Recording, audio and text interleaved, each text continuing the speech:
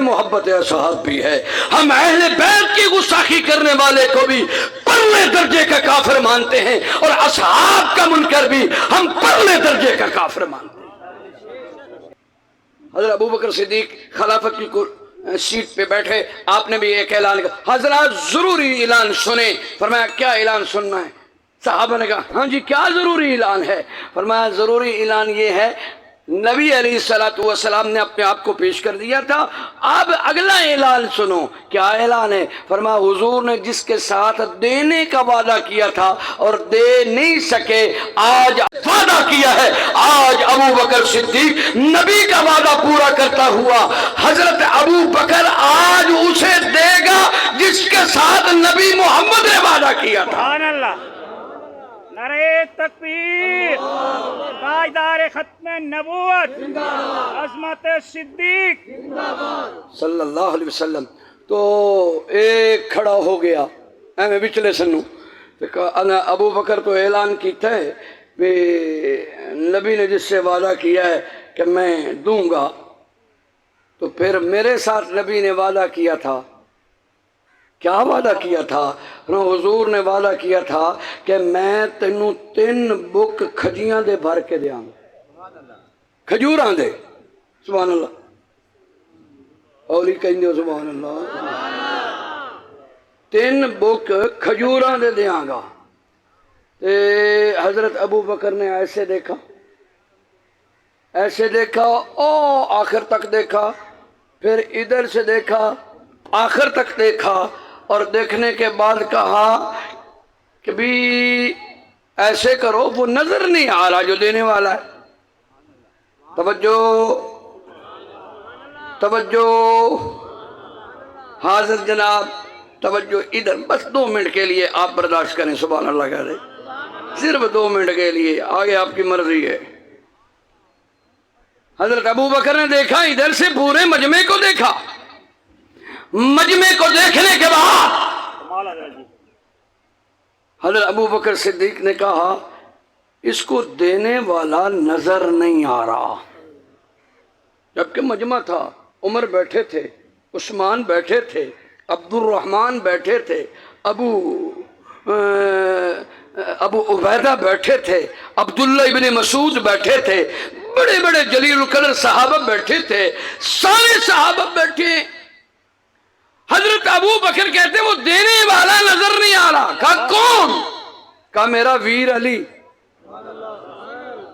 جو علی کے نام سے خوش ہے، وہ اونچی کہے گا، زور سے، شور سے، محبت سے، پیار سے سنی ہونے کا اظہار کرے نا۔ ہم علی والے بھی ہیں، ہم صدیق والے بھی ہیں، ہم حسن و حسین والے بھی ہیں، ہم فاروق والے بھی ہیں، ہم اہل بیت کو بھی مانتے ہیں، نبی کے اصحاب کو بھی مانتے ہیں۔ اہل بیت کو ایسے مانتے ہیں جیسے اللہ کا قرآن کہے، نبی کا فرمان کہے۔ ابو بکر کو بھی ایسے مانتے ہیں جیسے اللہ کا قرآن کہے، محمد کا فرمان کہے۔ تیری مرضی سے علی کو ہم مانے؟ خیالست مالست جنو، تو جہالت کی دنیا میں رہتا ہے۔ ہمارے پاس جب تک قرآن ہے، محمد کا فرمان ہے، ہمیں کسی تیسری دکان پر جانے کی ضرورت ہی نہیں۔ اللہ اکبر۔ تو حضور کے یہ خلیفہ بلا فصل ابو بکر نے کہا علی کہاں ہے؟ کہا جی وہ تو گھر میں ہے، کہا اسے بلا کے لایا جائے۔ جب حضرت علی شیر خدا آگئے، وہی بات کو رکھا۔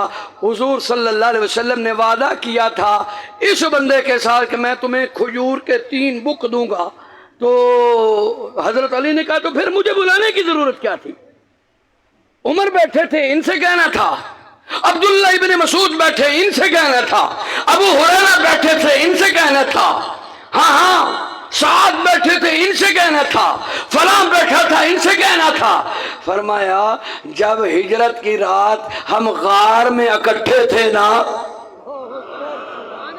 غار میں اکٹھے تھے نا، تو بات ہی تیری چلتی رہی ہے، بات ہی تیری چلتی رہی ہے۔ کیا بات چلتی رہی ہے؟ فرمایا ابو بکر جی یا نبی اللہ، فرمایا تینوں پتہ ہے کہ نہیں پتہ، میرے بک رنگا علی دا بک ہے۔ میری میجرمنٹ کے مطابق اگر میری میجرمنٹ لینی ہو تو علی کی میجرمنٹ میری میجرمنٹ ہے، میرا تول علی کا تول ہے، میرا ناپ علی کا ناپ ہے۔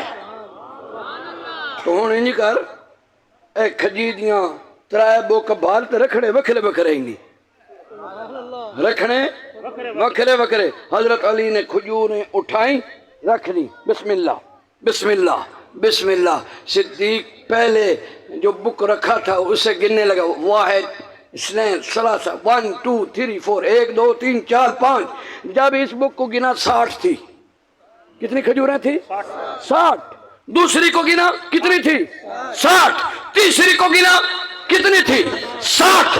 ابو بکر بول کے کہتے حق ہے حق ہے حق ہے۔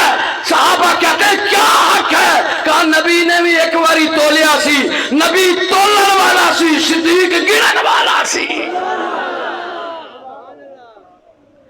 ارے بھائی ان میں تو یہ پیار تھا، تسی کہیں دیو او وکھرے تھے اے وکھرے۔ میں خیال نہیں، ابو بکر اگر امام ہے مقتدی علی المرتضیٰ ہے۔ ابو بکر اگر خلافت کی کرسی پر ہے، قاضی القضا کی سیٹ پر بیٹھنے والا مولا علی شیر خدا تھا۔ اس لیے ہم کہتے ہیں، ہم جو سنی ہیں نا علماء دیوبند کے خادم، نوکر چاکر تابعدار فرما بردار، اللہ اکبر، ہمارے دل میں اللہ اکبر محبت اہل بیت بھی ہے، محبت اصحاب بھی ہے۔ ہم اہل بیت کی گستاخی کرنے والے کو بھی پرلے درجے کا کافر مانتے ہیں، اور اصحاب کا منکر بھی ہم پرلے درجے کا کافر مانتے ہیں۔ تو اللہ تعالی ہم سب کو محبت نصیب فرمائے۔ دو صحابی رسول حضور کی مجلس میں آ کر بیٹھ گئے، مجھے ٹائم دیا ہے 6:10، 4 منٹ باقی۔ سبحان اللہ۔ تو تھوڑی بھی سبحان اللہ ماشاءاللہ۔ تھکے بیٹھے ہو؟ ہاتھ کھڑے کرو ماشاءاللہ جڑے رجے بیٹھے ہو، سارے ہی رجے بیٹھے۔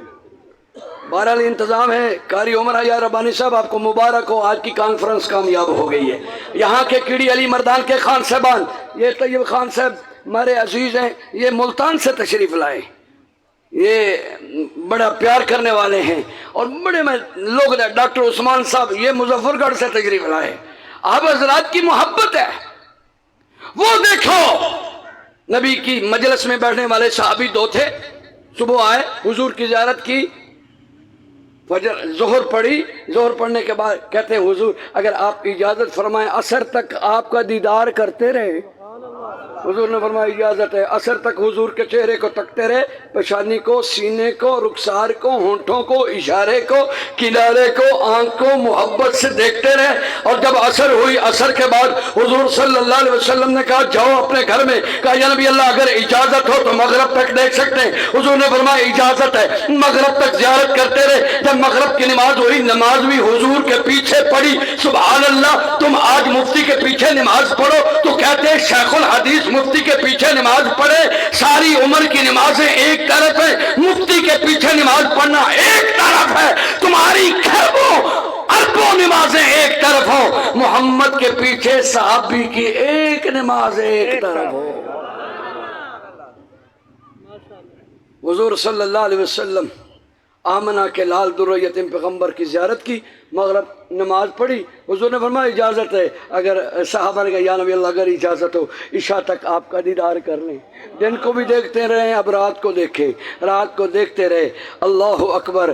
تو عشاء کی نماز کا ٹائم ہو گیا، نماز پڑھی۔ حضور نے کہا ہن بن جاؤ اپنے گھر۔ تو ایک بیلی بول پیا اس کہ سرکار جی اسی ہیں دیہاتی تو جنگل چلا نہ لیں، اگر اجازت ہوئے تو تیری مسجد دے کونے کی سین پمنے ہیں، پھر صبح دی فجر دی نماز پڑھیں گے، دیدار کریں گے تو پھر اجازت ہو جائے گی۔ حضور نے فرمایا نہیں نہیں جاؤ جاؤ اپنے گھر جاؤ، جاؤ اپنے بچوں کے بعد۔